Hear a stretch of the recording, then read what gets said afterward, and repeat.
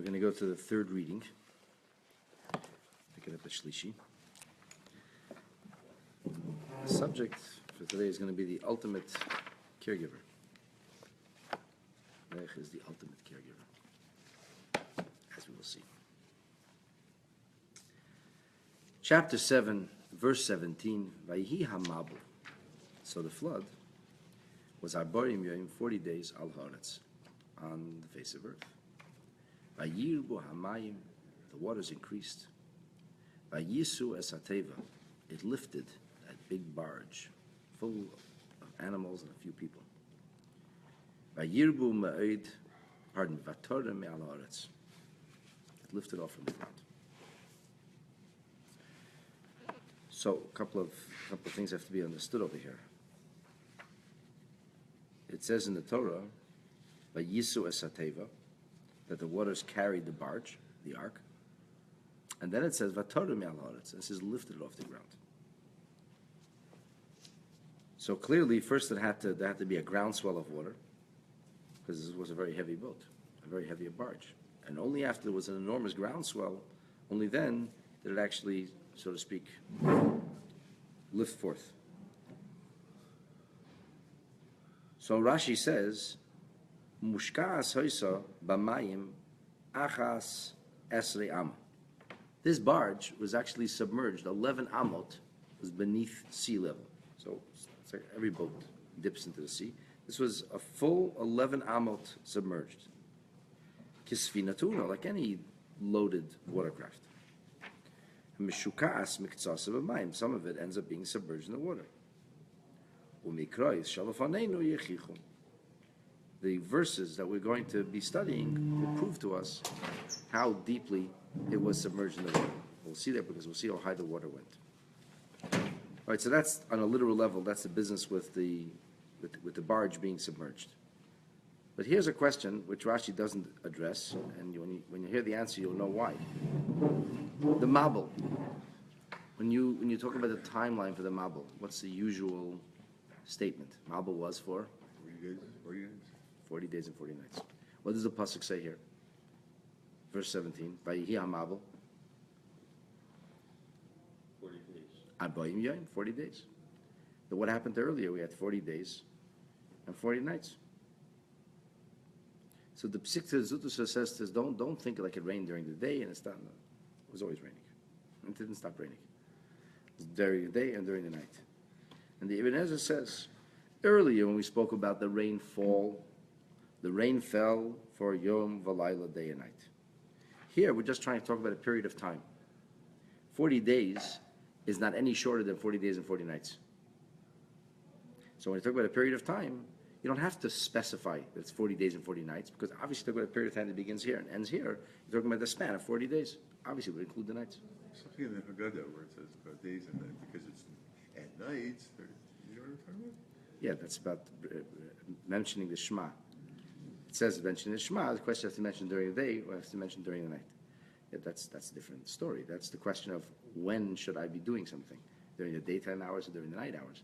But here we're not talking about when I should be doing something. We're talking about a period of time. So when you talk about what happened, water fell. When did it fall? 40 days and 40 nights. It was a consecutive period of time. There were no breaks in between.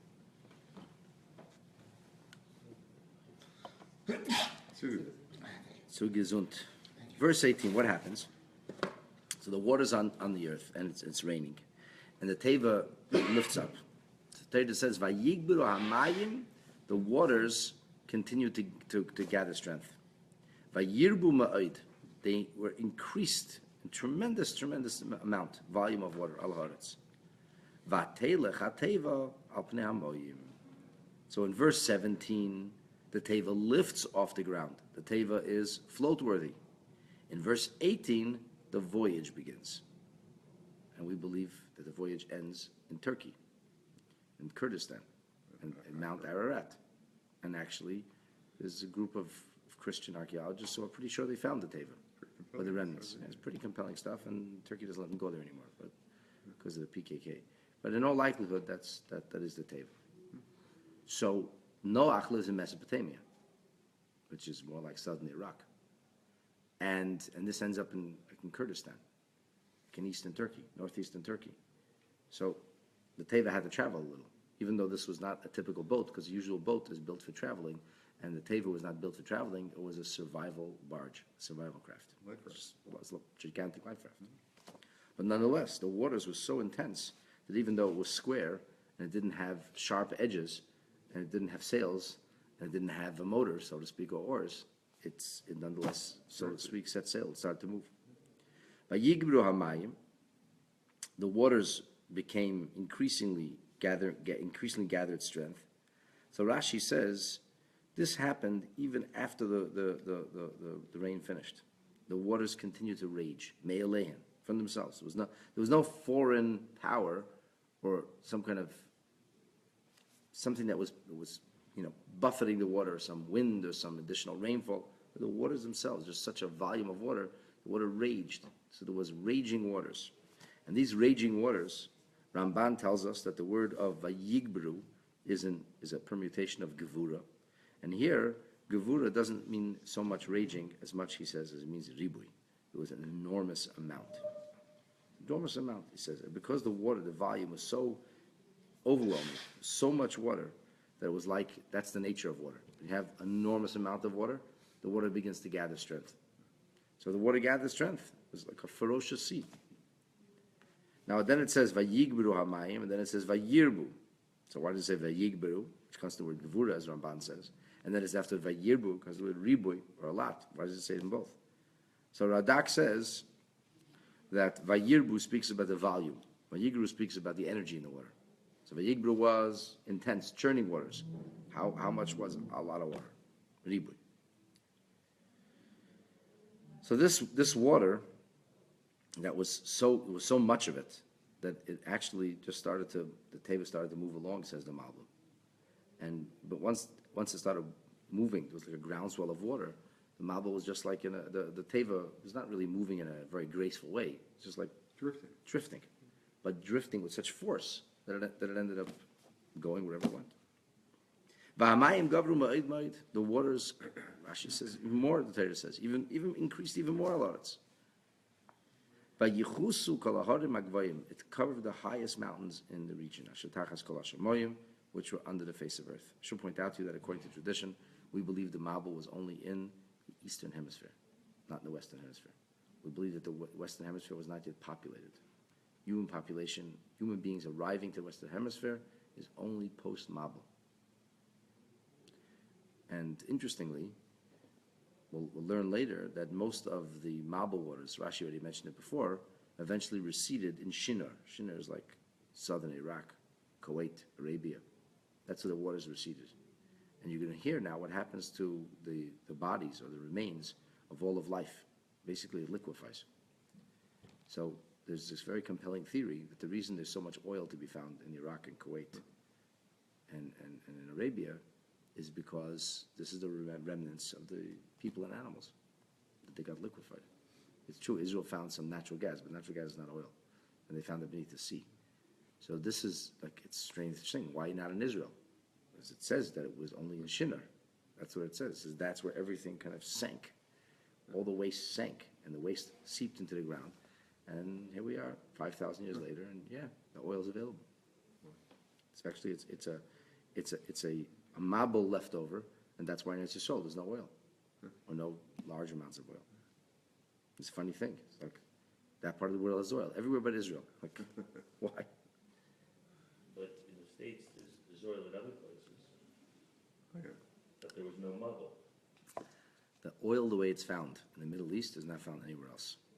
The large Why? concentration. Because first, the concentration is enormous. Second of all, there's no drilling necessary. In Canada, you do fracking. If they go through shale, it's like it costs $70 or something like that to extract the barrel. In Kuwait, it costs like $5, pennies. It's a joke. You just stick a pole in the ground and you get the oil coming out. So it's an unnatural phenomenon. Anyway, it's just a compelling theory. You don't have to like it, but it's not the focus of today's class. Huh? Makes sense. Yeah, it does make sense.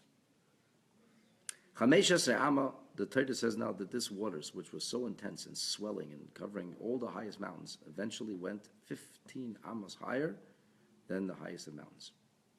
Gavru Hamoyim All the mountains were covered over. Rashi says, 15 amot. L'mayla shel goyva kol harim. 15 amot. We're not talking about the lowlands. We're talking about even the highest, the summit. It was 15 amot higher than that. La'achar shehushvu pnei hamayim l'rashi harim. Once you could see nothing on planet Earth. All of planet Earth was submerged. Then another 15 amot higher it went. Self-understood, by the way, there was tsunamis, massive tsunamis, and there was an enormous amount of eruption of waters from beneath, besides all the rain. So this was like a water from all sides. So what happens? Vayigva kol basar, all flesh expires. Haremes ala it's the flesh that crawls upon the earth. Ba'if, birds. Uvabehema, animals. Ubachaya, beasts. Uvachol hasheretz, hasheretz ala it's every creeping crawler on the ground. V'chol ha'adam, and all of the people. So we got a very interesting list over here. So first of all, why does it say Vayigva kol basar only in verse 21, after verse 20? And the answer is because there was lots of people who sought cover in the high ground. In fact, do you know that in the terrible tsunami that was in the Far East, not a single animal carcass was found? Not a single animal carcass. They all went to high ground. They all went to high ground. The animals had some kind of premonition. They have instinct. There's a story I read in the paper at the Times of an elephant who had been chained in the backyard, who had moaned for days and eventually broke loose, dragging the tree it was chained to, running with the tree. So that's the natural thing to do. And of course, when people see this kind of waters come, what are they going to do? Migrate to the hills. So only after we hear of the waters covering the highest areas, that's when we can say Vayiva kol basar. Because as long as you didn't get to the top of the mountains, there was lots of basar who was still surviving. Animals for sure took refuge. Lots of people took refuge over there. What does the word Gevia mean? Why does it say Vayamas? So Ibn Ezra says that Gevia indicates instantaneous, very, very quick death. It was not a long, drawn-out process. And this kind of speaks to the idea of there was the sulfurization. It wasn't just water. But there was a chemical element to the Mabul too. Now, why do we have this order? First Oif, then Behema, then Chaya, then Sheretz. So the Malbim says that's how they died. The birds are the weakest. Can't fly forever. There's nowhere to land. The birds are very weak consistency. They just collapsed. The Behema, strong like a Behema. No, a Behema. You got a little more keiches. The Chaya is even stronger, the wild beast. And then, eventually, all of the little creepy crawlers who had hidden in the crevices and cracks, which inundated, flooded. And then it says, interestingly, a person comes at the end. Why? Doc says because people are smart. People figure out how to survive. Animals have this real instinct. We actually have brains to figure out how to survive. Maybe people try to create a watercraft. Maybe they created floating devices. People, because that's what people are. People are very smart animals. So because the people are smart, it took, till all the people died, took more time. But eventually, everybody died. All right? Everybody died. Obviously, if everybody died, they're being punished. If they're being punished, they must have done something wrong. Could they have done something wrong if they weren't warned before? Could you hold somebody culpable if they're not warned? No. So when were they warned? So the Medrash Rabbah says they got 6 mitzvahs through Adam Rishon. They knew exactly what was going on. That's the proof that there had to be mitzvahs given by Hashem. How could Hashem exact payment if he never gave mitzvahs? Which brings us to verse 22. The Torah continues to talk about this mass genocidal effect of the flood. Koil asher nishmas ruach chayim ba'apav, anything that had a breath of life in its nostrils. Mikoil asher becharova, everything on dry land, mesu died. Rashi says, what is the meaning of nishmas ruach chayim? He says, nishmas chayim and ruach chayim are not two different things. Nishmas ruach chayim is one thing. This is the neshama shall kol ruach chayim, the soul of every living thing. So the soul of every living thing separated from the bodily reality. Asher becharava, which was on dry land, v'lei dogim, not the fish. The fish did not die. The fish, that's a natural habitat. Even though there was a sulfuric element to the flood, the fish were not harmed. They knew how to swim deeper and escape from that. Nothing happened to them. And the Torah now describes the absolute, total devastation. Vayimach eskol hayukum asher al pnei adama. Entirety of civilization. Everything was literally wiped off the face of the earth. Everything. Except the fish. Face of the earth, meaning Yeah, that was on dry land. Wasn't there some type of heat or, wasn't the water hot, Yeah, boiling? yeah. And the fish were able to survive that? Not all the water was boiling. The fish probably went into the Atlantic and the Mediterranean, went into the ocean. You know how cold it gets? You go like 10 miles, 15 miles beneath sea level. So the fish, they survived, but who died? Me'adam, from the person, ad behema, to the animal, ad demis, to the creepy crawler, v'ayfa shamayim. Interesting, here the list gets reversed. Vayimachu, here the birds come last. Vayimachu min ha'aretz, they get wiped off the face of the earth. Vayishar ach noyach v'ashar ite b'teva. All of life is destroyed. The only sign of life, planet Earth, is found in that little floating barge. Everything is destroyed. Everything. So before we get to Noach and talk about this idea of Ach Noach, what does it mean Vayimach? Vayimach means it was wiped out. Loshen Vayifel. This was like it was God was actively wiping out all of life. Ve'eni Loshen Vayifel. It's not what happened. Vahu Megzeres Vayifen Vayiven. This is from the same grammar, same tense as he turned, he built. Kol teva shesefa hey, any word which ends with a hey, bana, macha, kana, building, wiping, acquiring. Kishonesin vav yud bereisha. When you put a vav and a yud in front of it, nakod bechirik tachas a yud, then it would be vowelized as such. Vayiven. So bana vayiven, he built. Macha vayimach. Kana vayiken. Okay, that's the rule. Now, why does the order get reversed here? Well, before we get to the order, let's ask another question. What's kol hayikum? First it says kol hayikum, then it says kol hachaya, behema, person, sheretz, oif. What's kol hayikum? Kol hayikum is all of life. He just described all of life. So the Rabbeinu Bechaya says that we're talking here about trees. We're talking here about plant life. Vegetation was stripped from the face of the earth. The earth was literally restored to its original, almost primordial state, covered in water. Scrubbed down into the earth a few feet. Scrubbed down into the earth. The entire level, entire layer was peeled off the face of the earth. Incidentally, with regard to the fish that didn't die, so there's a special bracha that they got on the fifth day. It says Hashem blessed the fish. Hashem blessed them. They should be multiplied. So it says that bracha Rabbeinu Bechaya says stood in their stead. That bracha. So that's. And Ramban says the word vayimach doesn't just mean they died. Vayimach means that they liquefied, they sulfurized, which goes back to the oil theory. Nothing was left. So why does it say person, the person first over here?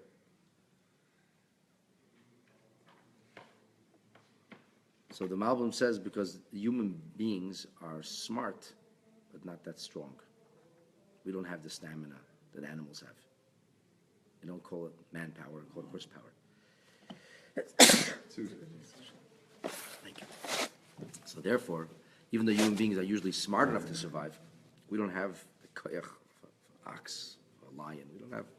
So therefore, realistically speaking, once the water is inundated and overwhelmed, people died first. People died very quickly. Excuse me. So who's left? Ach Noach. Ach Noach. Rashi says, Ach Noach. Levad Noach and Noach and those are with him. Zeo Pshute. So the little word Ach means Levad, alone. Only Noach. However, that's a funny way to say it. It should say Levad Noach or Rak Noach. What's Ach? So therefore Rashi feels compelled to introduce a Medrash Haggadah. He says that Ach is coming to exclude. It's coming to be very specific. Ach Noach. What's Ach Noach? Ach Noach is that Noach's life was diminished. Noach was not as alive as when he started this process. He was in very good health. He's a very strong man. But when he went through this procedure, this caretaker responsibility, it took a tremendous amount of koyach it exacted a huge toll from him. That Noach was, the word ach then is a permutation for the word goineach. Goineach means that he was constantly sighing out of pain. He was groaning. Barely know that he was there, but diminished. Like Yeah, you could say. barely. You could say that. You could say he was barely there. Oh, I can sweat. 1 second. He's goineach. He's always groaning in pain. The choyhe dam. He is actually coughing blood. Mitoyrach habehemes v'achayis, from the enormous load of the animals, the burden that was upon him. So the obvious question is, if Noach had such a burden to the point that he was experiencing a full meltdown, where were his sons? What kind of behemoths are they? Your father's collapsing and they were busy watching The Simpsons? They've been on a long time. Yeah. It's right here in the Bible. Setting records. Seriously, Season my God. 17. What's going on there? So therefore, Rashi adds another Yeshayim. Why Noach specifically? Yeshayim wasn't from the burden of the work. The burden of work, everybody would be under the burden of work. I'm sure his wife helped. I'm sure his daughters-in-law, everybody was working. What else happened? But Noach was the caretaker. He was the one responsible. So what happened was, Yeshayim, Ichar Mezoinei Sla'ari. He once showed up late with lunch for the lion. The Kishay, and the lion smacked him around. He was really angry at him. Show up late, I'm hungry. But all of them are, and about this it is written in the book of Proverbs and Mishlei, Hein Tzadik Ba'aretz Yeshula, that Hashem repays the sins of a tzaddik in this world, so that when he comes to Elam Haba, there's no issues. Straight passage. All right. So we have this business of Ach Noach. Noach he's the one who got beat up. Right? First thing is Ach Noach, only Noach, but the language is not really explained. You can fit it, it doesn't give us clarity on the syntax. So you have a Medrash Agoda, the pressure, like you say, was barely alive, barely functioning. But where's everybody else? So therefore it boils down to, you're the man. He's the caretaker, he's responsible, and because he's responsible, that's why the lion beat him up. All right. What can we learn from this? So Noach, the Rebbe said, is the ultimate caretaker. This sikha, this is an excerpt of an edited sikha, but I know the background to the sikha. There was a certain shliach, who's no longer with us in this physical world, passed on, that he was in a place, a very harsh place, a very difficult place, and he couldn't hack it. It's not for anybody to judge him. He couldn't hack it. He came home. He was the first shliach who ever came home. And the Rebbe was very unhappy. And the Rebbe spoke a sikha that Shabbos, Parshas Noach. And in the sikha, the Rebbe spoke about the meaning of being a caretaker, how to take responsibility, and that we're not in the business of coming home. We don't give up. My father-in-law told me that he was at the Fabrengen, and he remembers the Rebbe almost like screaming. You have a headache? The Rebbe saying in Yiddish. Then take an aspirin. You don't leave. What is this leaving? This is what the Rebbe says. Did you go back? No, went somewhere else in the end. Mepirushim elu yesh lilmeid hara b'avodas Hashem. From these pirushim, we can learn a wonderful lesson in the service of Hashem. Kasher ha'adam esasek ba'aspokas mazen ruchni la'anoshim pchusi erech. Let's say you're like a Noach. I'm sorry, page Kuf Chof Tes. Siman Tes Zayin, chapter 16. So let's take this out of its literal context, because obviously if you talk about it on a literal level, then it's actually Noach. But there's only one Noach in history, and only one flood, and only one teva, and only one time all the animals had to be fed. Okay, fine. Let's take it a notch down, not from its literal iteration. Let's put it into its metaphoric or figurative iteration. So there could be a person that has a job, and his job is to provide food. But who's he providing food? Nourishment. Nourishment is what keeps people alive. So let's talk about this on a spiritual level. Your job is to provide spiritual nourishment. And who are you providing nourishment for? For behemoths and chayas, for animals and beasts, which could be a euphemism. That could be people who are very low people, low-class people, people who behave like animals. Anoshim sheheim b'bchinas behemoths v'chayas b'yachas l'dargase. Not that you're any better, but whatever. You live a more virtuous life. And these people live a life that's devoid of virtue, uncivilized, uncouth, animalistic, barbarian people. And that's your job. You're the zookeeper. Your job is to provide everybody with food.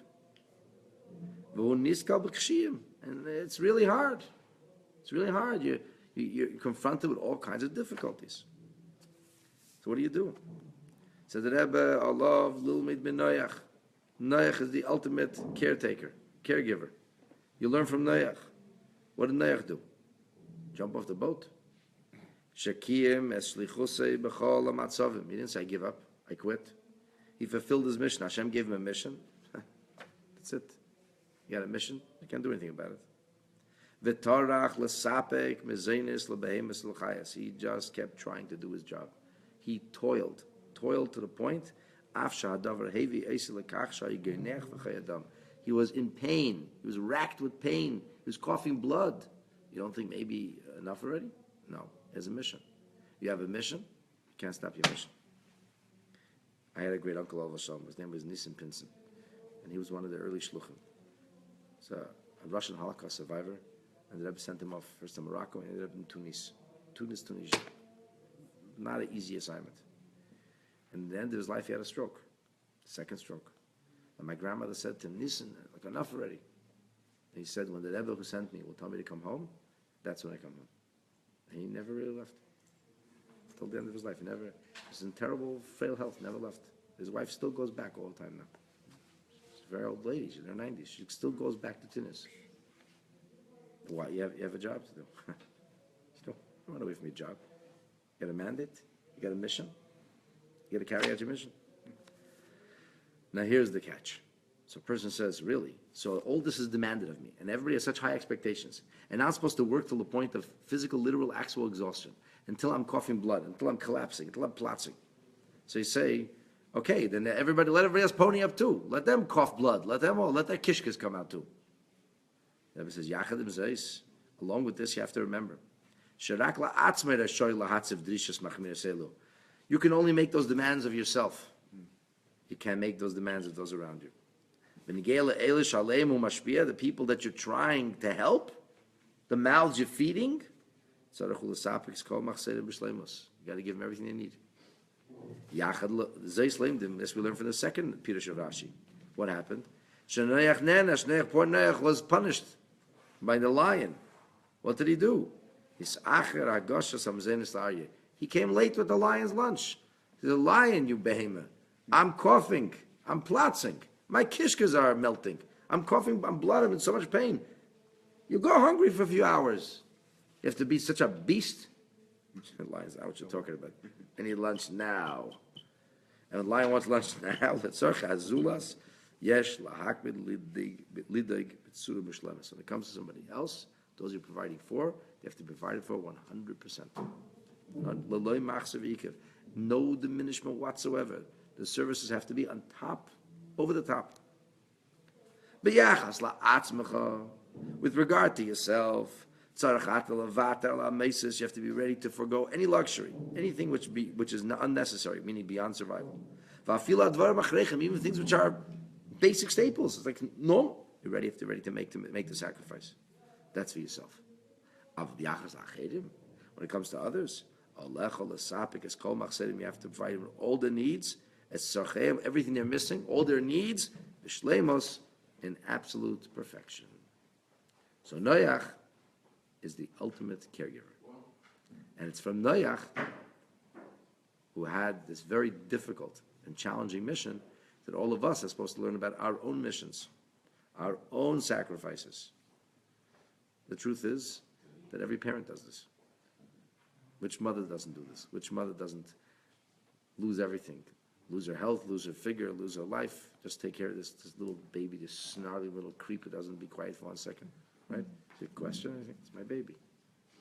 That's what the Rebbe said, that's how you have to take your mission. You got a mission, got to help you, it's your baby. He's crying and fills diapers. He's a baby, what do you want him to do? Clean the diapers. You do your part. And you make sure that the job gets done.